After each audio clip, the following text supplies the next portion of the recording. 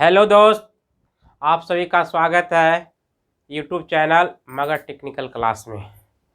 जैसा कि पिछले क्लास में हम आप लोग को फिटर ट्रेड सेकेंड ईयर में बताए थे वेल्डिंग और वेल्डिंग के प्रकार भी बता दिए थे। इन सारे चीज़ों को हम समझाते हुए आज क्लास चालू करने जा रहे हैं। फिटर ट्रेड का सेकेंड ईयर का क्लास होगा। फिटर ट्रेड सेकेंड ईयर का क्लास कौन सा क्लास होगा? प्रेसिजन इंस्ट्रूमेंट्स, जिसको हम लोग कहते हैं सूक्ष्म मापी यंत्र।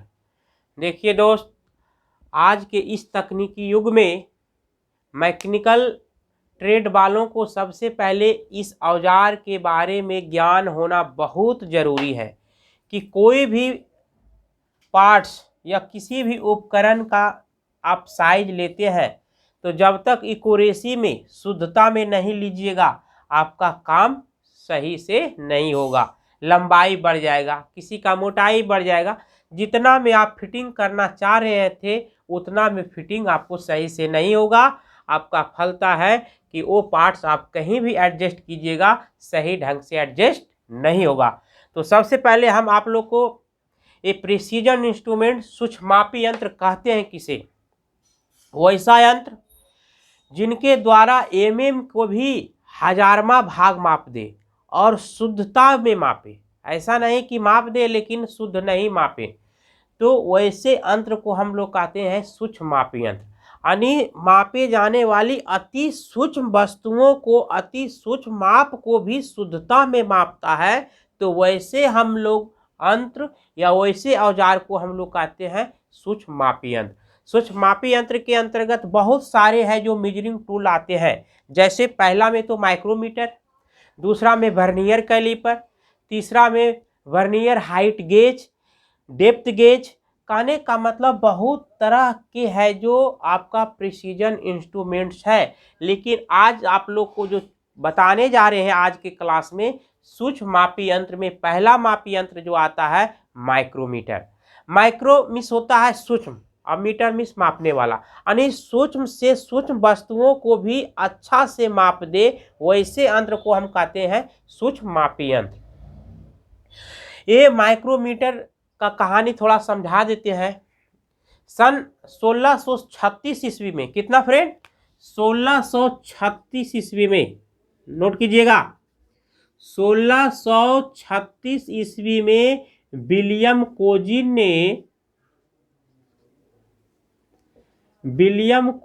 ने ब्रिटेन के वैज्ञानिक था। कहाँ के था फ्रेंड? ब्रिटेन, यानी इंग्लैंड को आज ब्रिटेन भी कहते हैं। सन 1636 ईस्वी में विलियम कोजिन ने, ब्रिटेन के वैज्ञानिक थे, इन्होंने ही है जो माइक्रोमीटर का आविष्कार किया। ये माइक्रोमीटर कहता है कि कितने प्रकार के होते हैं, तो माइक्रोमीटर आज बता देते हैं 3 प्रकार के होता है। माइक्रोमीटर कितने प्रकार के होते हैं? 3 प्रकार के। एक होता है आउटसाइड माइक्रोमीटर, जो आपको अपने चित्र के माध्यम से देखिए बता दिए हैं। उसके बाद दूसरा होता है इनसाइड माइक्रोमीटर और तीसरा होता है डेप्थ साइड माइक्रोमीटर। तो पहला में फ्रेंड आउटसाइड माइक्रोमीटर है, तो देखिए इसमें कितने पार्ट्स होते हैं। ये माइक्रोमीटर का ये भाग है एनविल होता है, ये भाग स्पिंडल है, ये आपका थिम्बल है, ये नीचे वाला भाग जो बैरल इसको कहते हैं, और ये रेचेट स्टॉप है, और ये आपका भाग क्या है? फ्रेम है। ये जो आपका क्या है? फ्रेम है, और ये लॉकिंग नट है। मुख्य रूप से माइक्रोमीटर में 7 पार्ट्स होते हैं। देखिए क्वेश्चन पूछता है कि माइक्रोमीटर के कुल कितने भाग होते हैं, तो 7 भाग होते हैं। देखिए एनविल का क्या काम है, बारी बारी से हम समझा देते हैं। एनविल जो है ये फिक्स जॉ है। माइक्रोमीटर का एक ऐसा पार्ट जो फिक्स रहता है उसको हम लोग एनविल कहते हैं। एनविल क्रोमियम स्टील का बना होता है फ्रेंड। किसका बना होता है? क्रोमियम स्टील का, नोट करते जाइएगा। और दूसरा है स्पिंडल।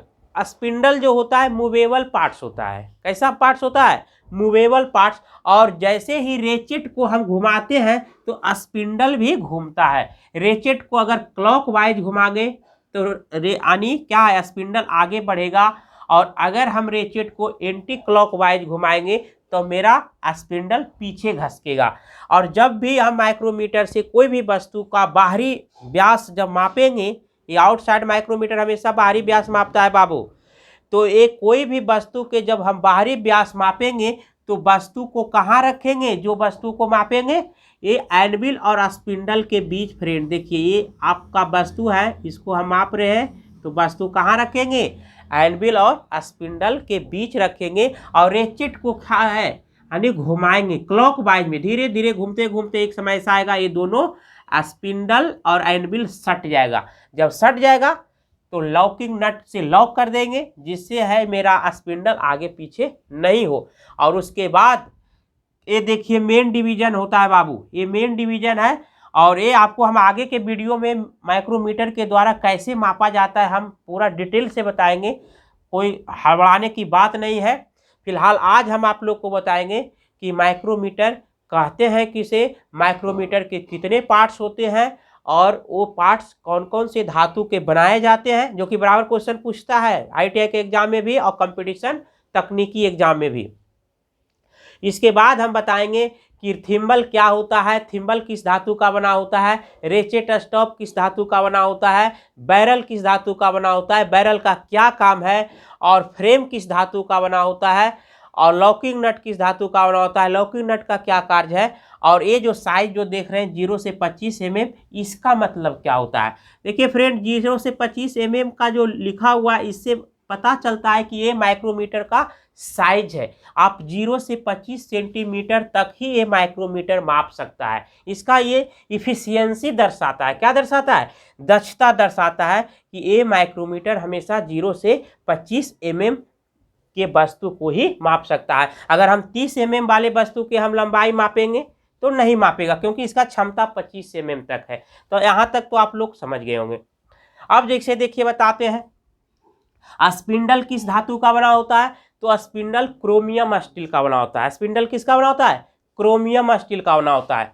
थिम्बल क्रोमियम स्टील का बना होता है।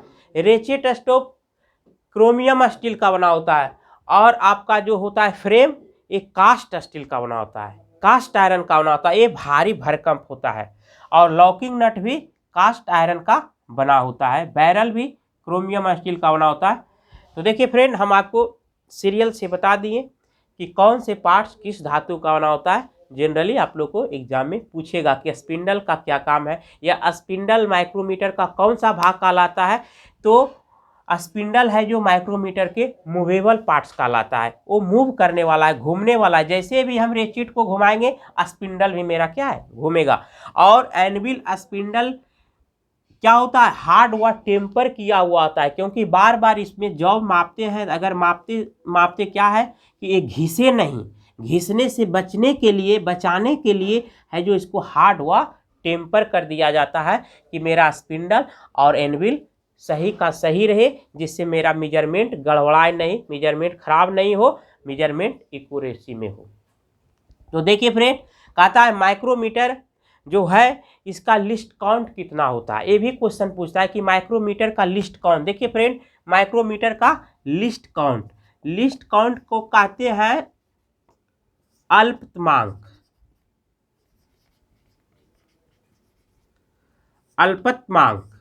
ये अल्पतमांक मीट्रिक में कितना होता है।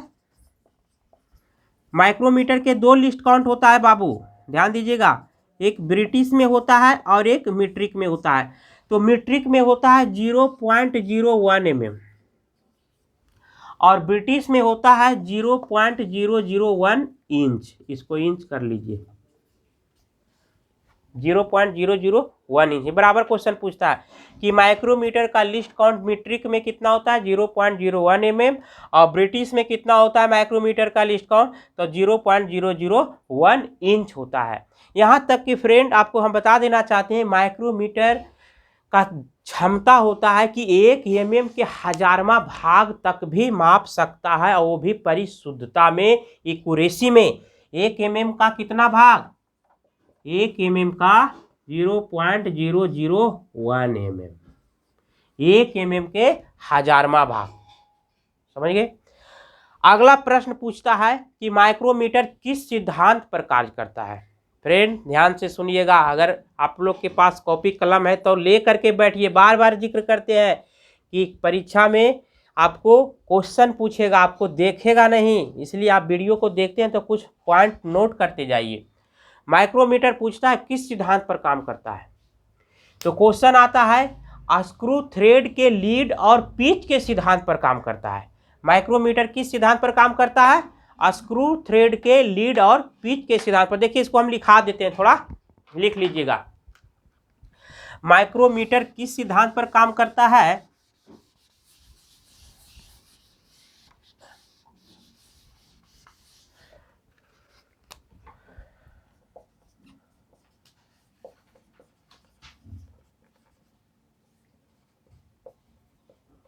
कार्य करता है।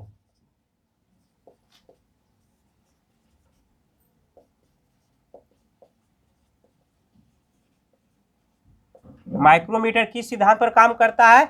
तो स्क्रू थ्रेड के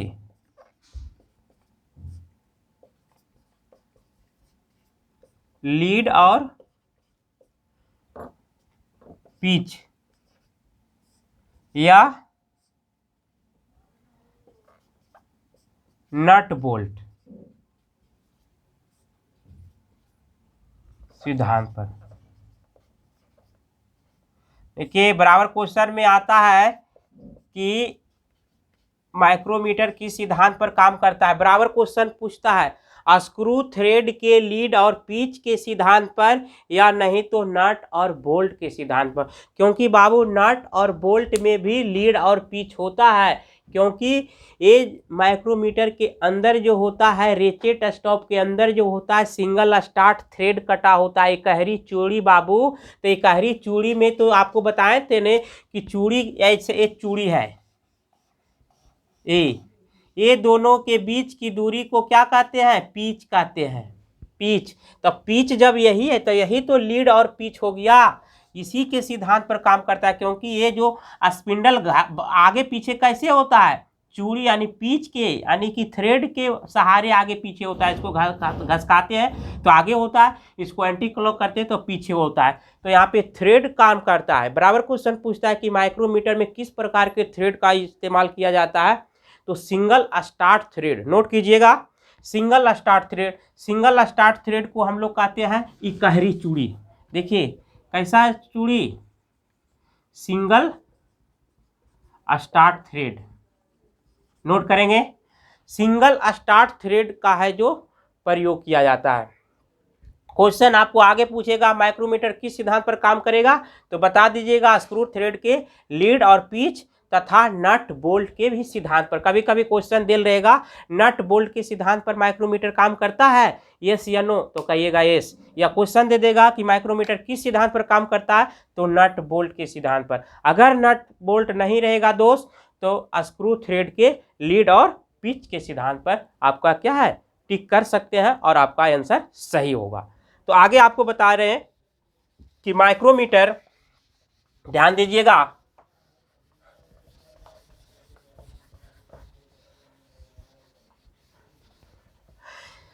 कितने प्रकार के होते हैं कार्य के दृष्टिकोण से। किसके अनुसार? कार्य के अनुसार।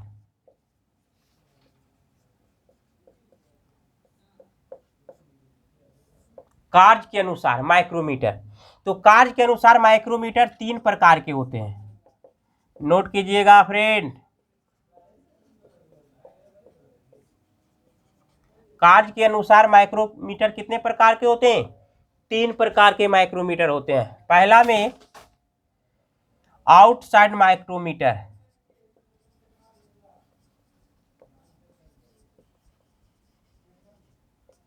उसके बाद दूसरा में इनसाइड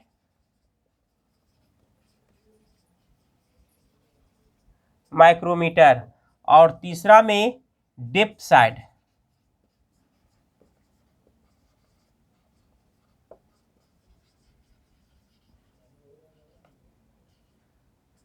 डेप्थ साइड माइक्रोमीटर। अब देखिए फ्रेंड, बारी बारी से हम लोग समझ जाएंगे कि ये आउटसाइड माइक्रोमीटर किसको कहेंगे और इनसाइड माइक्रोमीटर किसको कहेंगे और डेप्थ साइड माइक्रोमीटर कहेंगे किसको कहेंगे। तो देखिए हम इसको थोड़ा मिटा देते हैं, इसको नोट कर लीजिएगा आप लोग को। कभी कभी एग्जाम में तो पूछ देता है कि माइक्रोमीटर का फ्री हैंड स्केच फिगर बनाइए, इसमें भी आप 5-10 नंबर दे देगा आपको, तो बनाने के लिए भी सीखिए। देखिए मिटा देते हैं इसको।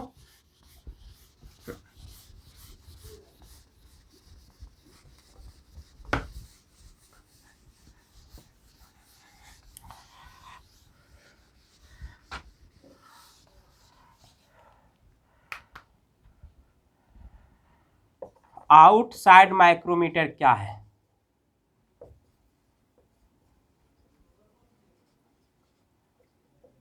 पहला कहता है फ्रेंड, जिस माइक्रोमीटर के द्वारा किसी भी वस्तु के बाहरी साइज, बाहरी व्यास, किसी भी वस्तु के बाहरी व्यास को परिशुद्धता में मापता हो, वैसे माइक्रोमीटर को हम लोग क्या कहेंगे? आउटसाइड। आउट मीन्स होता है बाहरी, साइड मीन्स साइड, जगह, व्यास, उसका एरिया, और मीटर मीन्स मापना। मतलब जो वस्तु के बाहरी व्यास को माइक्रोमीटर मापता है उसको आउटसाइड, या नोट कर लेंगे, लिख लेते हैं, लिखा देते हैं।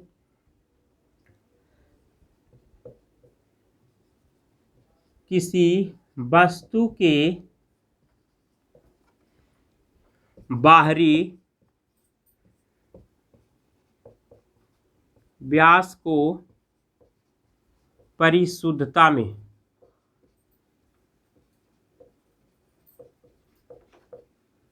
मापता हो तो उसे आउटसाइड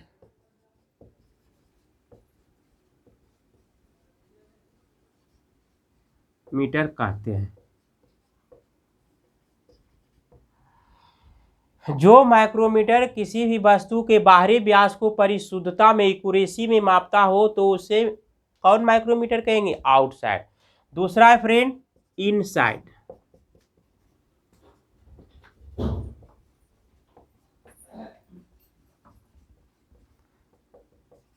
इनसाइड माइक्रोमीटर किसको कहेंगे? कह सकते हैं जिस माइक्रोमीटर के द्वारा किसी भी वस्तु के अंदर का व्यास, इन मीन्स क्या होता है? अंदर, साइड मीन्स साइड, जगह, और माइक्रोमीटर मीन्स सूक्ष्म मापी यंत्र, मापने वाला। यानी वस्तु के अंदर के भाग, यानी जिस वस्तु के आंतरिक भाग को मापता है तो वैसे मीटर को इनसाइड माइक्रोमीटर कहेंगे। लिखिएगा, जो किसी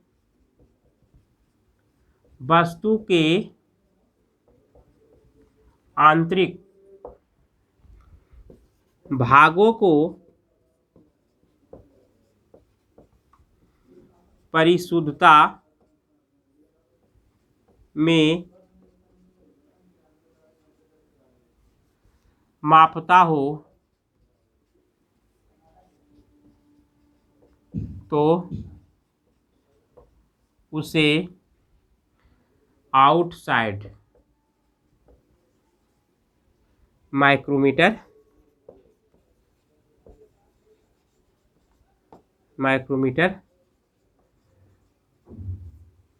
कहते हैं। आउटसाइड माइक्रोमीटर समझ गए? जो वस्तु के बाहरी व्यास को मापे परिशुद्धता में, एक्यूरेसी में, शुद्धता में, तो वैसे माइक्रोमीटर को क्या कहेंगे? Outside micrometer. अगला है फ्रेंड, देखिए आप लोग को हम बता रहे हैं, थोड़ा मिटा देते हैं इसको।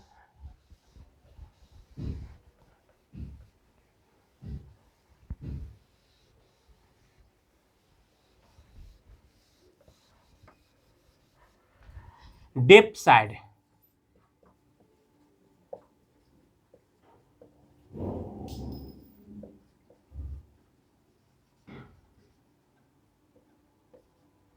डेप्थ साइड माइक्रोमीटर किसको कहेंगे? वैसा माइक्रोमीटर जो किसी होल या छिद्र या सुराख या स्लॉट के गहराई के भाग को मापे। ध्यान से समझिएगा, जैसे ये जॉब है, ये फ्रेंड क्या है, जॉब है, और इस जॉब के अंदर ये होल है, क्या है, छिद्र है, और इसके भाग को आने की मापेगा, यहां से यहां के भाग मापेगा, ये होल है। तो एक गहराई भाग है कि नहीं,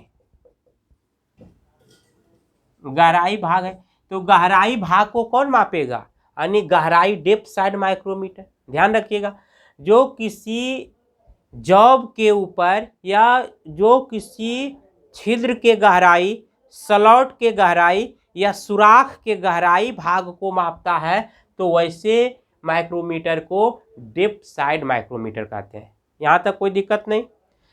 अगर आपको समझ में नहीं आवे तो लाइक और कमेंट कीजिए, यहाँ तक आप कॉल कीजिए और पूछिए, कभी भी पूछिए, 24 घंटा तक आपको ऐसे हुआ रहेगा।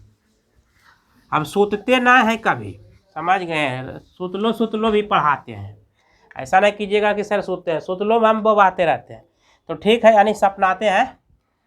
ध्यान रखिएगा, नोट करिए, लिखा देते हैं, जो किसी सुराख, कौमा, छिद्र, कौमा, स्लॉट और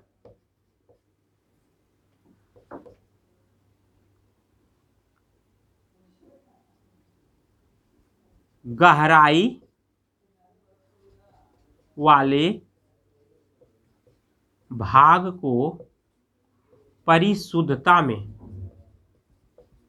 देखिए एक्यूरेसी, हमेशा माइक्रोमीटर परिशुद्धता मापता है बाबू। मापने के तो स्केल और टेप भी माप देगा, टेप नहीं मापेगा, स्टील रूल और टेप फीता, लेकिन वो क्या है, 0.1 mm आगे पीछे होना तो मायने रखता है, क्योंकि ये क्या है, यानी सूक्ष्म मापी यंत्र नहीं है, ये खाली मापक औजार है। तो मापक औजार में हल्का फल्का गलत हो जाता है, लेकिन माइक्रो लग गया सूक्ष्म, मतलब सूक्ष्म माने कहने का मतलब छोटा से छोटा माप को शुद्ध में मापेगा।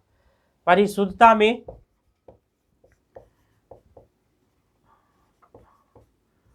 मापता हो तो उसे डेप्थ साइड माइक्रोमीटर कहते हैं।